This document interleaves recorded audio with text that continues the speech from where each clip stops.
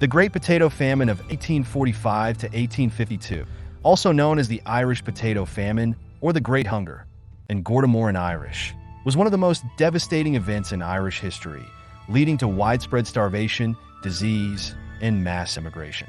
The famine began in 1845 and reached its peak in 1849, severely impacting Ireland's population and economy. Although the potato crop failure started in 1845, 1849 marked the height of the suffering, where the crisis reached its most deadly phase. This narrative is sponsored by Polly Speaks For You. The creator of Polly Speaks For You has always been passionate about empowering individuals, especially those with disabilities or learning challenges, through text-to-speech and voice recognition technology. Polly Speaks For You isn't just a tool. It's a bridge for people to communicate and interact with the world in a meaningful way. By blending historical storytelling with cutting-edge tech, the creator showcases how powerful a voice can be, whether telling your own story or preserving history. So hit that like, share, and subscribe button now. Now back to the story. Causes of the famine. 1. Dependence on the potato. By the early 19th century, potatoes had become the staple food for the majority of the Irish population, especially for the rural poor. Potatoes were highly nutritious and yielded a substantial amount of food per acre, making them essential for subsistence farming families. Over 40% of Ireland's population depended almost exclusively on potatoes for their diet. As the Irish population grew in the decades leading up to the famine, reaching over 8 million by 1841, the dependence on the potato became even more pronounced. 2. The potato blight. The immediate cause of the famine was the appearance of a fungal disease known as Phytophthora infestans, or the potato blight. This pathogen likely originated in North America and reached Europe in the 1840s, spreading rapidly across Ireland. The blight caused the potato plants to rot, rendering the crop inedible. Although the blight affected much of Europe, it had a particularly devastating impact on Ireland because of the population's dependence on the potato as their primary food source. Government response. 3. British government's policies. Ireland was under British rule during the famine, and the British government's response to the crisis was slow, inadequate, and controversial. Initial attempts to provide relief through public works projects, soup kitchens, and the importation of maize corn from the United States helped to alleviate some suffering. But these measures were poorly managed and insufficient. 4. Laissez-faire economics. A major reason for the ineffective response was the British government's adherence to laissez-faire economic policies, which dictated minimal interference in the economy.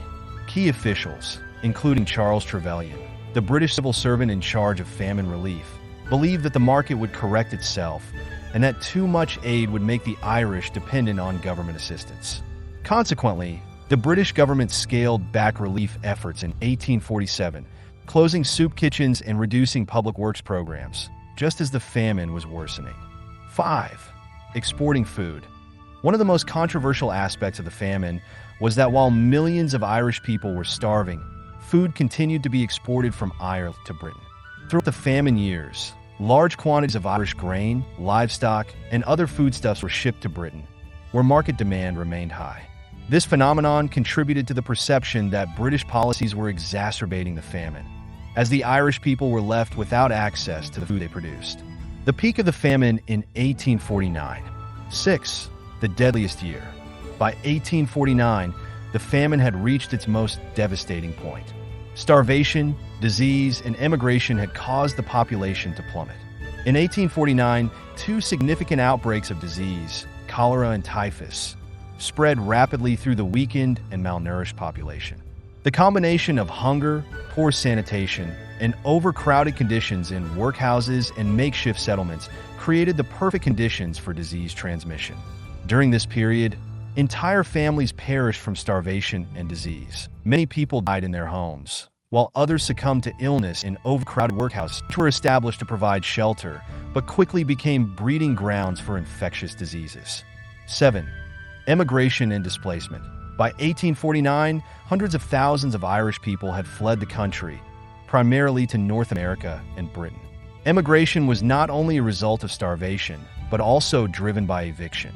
Landlords, facing financial pressure due to falling rents and crop failures, began to evict tenants who could not pay. As a result, many Irish families were forced off their land and into the streets or emigrated in search of a better life. The transatlantic journey to North America was perilous. The so-called coffin ships were overcrowded, poorly maintained, and unsanitary. Thousands of Irish immigrants died during the voyage due to disease and malnutrition. However, those who survived helped to establish large Irish communities in cities such as Boston, New York, and Philadelphia. Consequences of the famine. 8. Population decline. The population of Ireland fell dramatically as a result of the famine. Between 1841 and 1851, Ireland's population dropped from over 8 million to about 6.5 million, a loss of approximately 1.5 million people. Around 1 million people died during the famine years, and another million emigrated, leading to a long-term decline in the Irish population. Even after the famine ended, emigration continued, with many Irish people seeking better opportunities abroad. 9. Economic and social impact. The famine devastated the Irish economy. The rural economy, heavily reliant on subsistence farming, collapsed and many small farms were abandoned. In the years following the famine, land ownership patterns in Ireland changed dramatically, with larger farms becoming more common as smaller tenants were forced off the land. The Irish countryside was depopulated, and many areas experienced a decline from which they never fully recovered. 10. Long-term effects. The famine had profound political, social, and cultural consequences for Ireland. It deepened Irish resentment toward British rule, as many Irish people believed that British policies had exacerbated the crisis. The memory of the famine became a rallying point for Irish nationalists, contributing to the growth of movements seeking Irish independence in the later 19th and early 20th centuries. The famine also had a lasting impact on the Irish diaspora. Irish immigrants and their descendants became a significant part of the population in the United States, Canada, Australia, and Britain. These immigrant communities maintained strong ties to their Irish heritage and played a key role in shaping the political and cultural identity of their new countries. To enrich our understanding of the Great Irish Potato Famine of 1845 to 1852, it's important to include personal reminiscences, anecdotes, and diary entries from people who lived through it, as well as a detailed exploration of the aftermath, immigration patterns, and death tolls. These human stories provide a visceral glimpse into the suffering, survival, and legacy of this tragic event. Personal reminiscences and anecdotes. 1. Diary of Asenath Nicholson, 1847. Asenath Nicholson, an American humanitarian and travel writer, traveled to Ireland during the famine and kept a diary documenting her observations. She visited starving families in rural areas and described scenes of heart-wrenching desperation. I entered the cabin of a widow with 5 children. The eldest was but 6 years old, the youngest an infant in arms. A few dim embers burned on the hearth. A little pile of seaweed, gathered from the shore, lay in the corner. The mother, pale and emaciated, was boiling a few wild greens for her children. There was no bread, no meal, no potatoes. Nicholson's writings illustrate the abject poverty and starvation experienced by families, often forced to rely on foraged food or seaweed to survive. 2. Captain Kennedy's reports. Captain Arthur Kennedy, an Irish land agent and later a government official, documented his experiences during the famine. In a letter from 1847, he described the tragic deaths he witnessed. I found the father dead, lying by his dying child, who was too weak to walk or crawl. The mother was still alive, but had not strength to stand. They had eaten nothing for days, and even the grass had been torn from the ground, chewed by their teeth in the frenzy of starvation. Kennedy's letters often depict the utter helplessness of families, with entire households dying from hunger or disease. 3.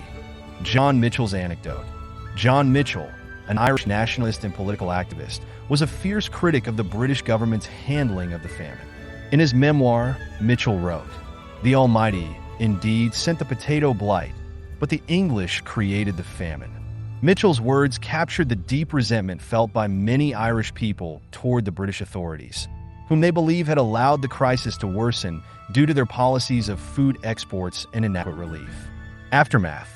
Immigration, death toll, and affected areas. 4. Mass deaths and starvation. The famine led to the deaths of around 1 million people, making it one of the worst demographic catastrophes in 19th century Europe. These deaths were primarily caused by starvation and diseases such as typhus, cholera, and dysentery, which swept through the weakened population. One of the most severely affected areas was Connaught, the western province of Ireland, which was largely rural and poor. Areas such as County Mayo and County Galway were particularly hard hit, with whole villages decimated. In 1849, these regions saw the height of the famine's toll, where dead bodies were often left unburied due to the overwhelming scale of death. The Irish peasantry, tenant farmers, laborers, and their families were disproportionately affected, as they had the smallest plots of land and relied almost entirely on potatoes. Tenant eviction was rampant, as landlords, facing financial difficulties, forced tenants off their lands if they could not pay rent. Many of these families ended up in overcrowded workhouses, which were rife with disease. 5. Immigration. The famine led to an estimated 1 million people emigrating from Ireland, many of whom fled to the United States, Canada, Australia, and Britain. Immigration became a matter of survival, but the conditions for those who left were often horrific. United States. The vast majority of Irish immigrants, around 70%, went to the United States. Between 1845 and 1855, over 1 million Irish people arrived in American cities such as New York, Boston, Philadelphia, and Baltimore. Irish immigrants faced prejudice and difficult living conditions, but they established strong communities in these cities. The Irish diaspora would become a defining feature of American urban life. Canada. Many Irish immigrants initially headed for Canada due to its proximity and the affordability of passage. Quebec and Ontario became key destinations, with 300,000 Irish arriving during the famine years. However, the journey to Canada was often treacherous. The coffin ships that transported Irish immigrants were notoriously overcrowded and unsanitary, with high mortality rates. One infamous tragedy was the arrival at Grosse Isle, an island quarantine station near Quebec, where thousands of Irish immigrants died from typhus after disembarking. Britain. A significant number of Irish fled to Liverpool, Glasgow, and other industrial cities in Britain. These immigrants formed impoverished enclaves in these cities, often living in squalid conditions. Many faced hostility from the local population due to economic competition for jobs and cultural differences. Australia. While fewer in number, some Irish were sent to Australia, particularly as convicts or under assisted migration schemes.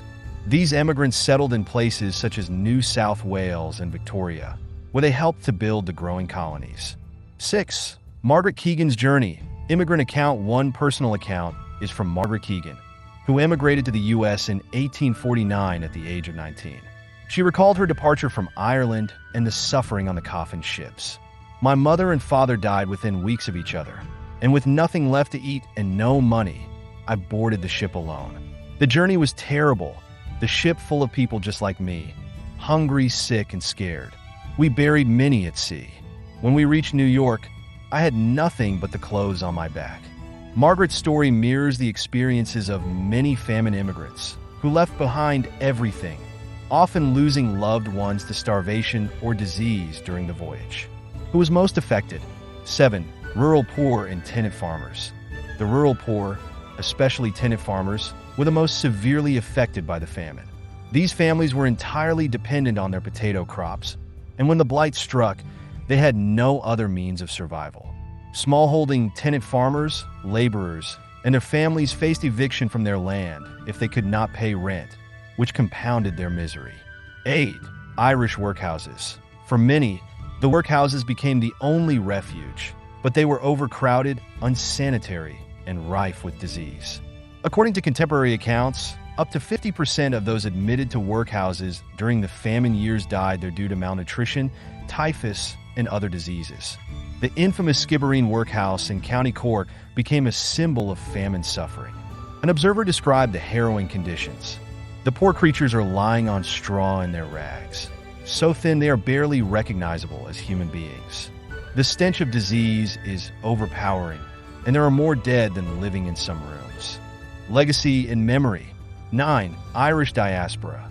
The mass emigration caused by the famine established large Irish communities around the world, particularly in the United States, Canada, and Australia.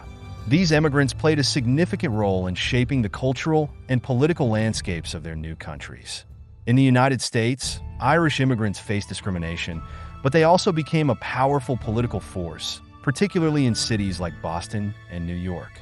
10. Cultural trauma. The famine left deep scars on the Irish psyche. It solidified resentment towards British rule, and the memory of the famine became a rallying point for Irish nationalists in their quest for independence. Additionally, the famine caused a long-term decline in the Irish population, from over 8 million in 1841 to just over 4 million by the early 20th century. Epilogue. The Great Potato Famine of 1845 to 1852, with 1849 as its most deadly year, was not just a natural disaster caused by crop failure. It was also a human-made catastrophe exacerbated by political and economic mismanagement. The famine claimed the lives of over 1 million people and forced another 1 million to emigrate, leading to the formation of large Irish diasporas across the world. It forever altered Ireland's demographic, economic, and social fabric, with the rural poor and tenant farmers bearing the brunt of the devastation.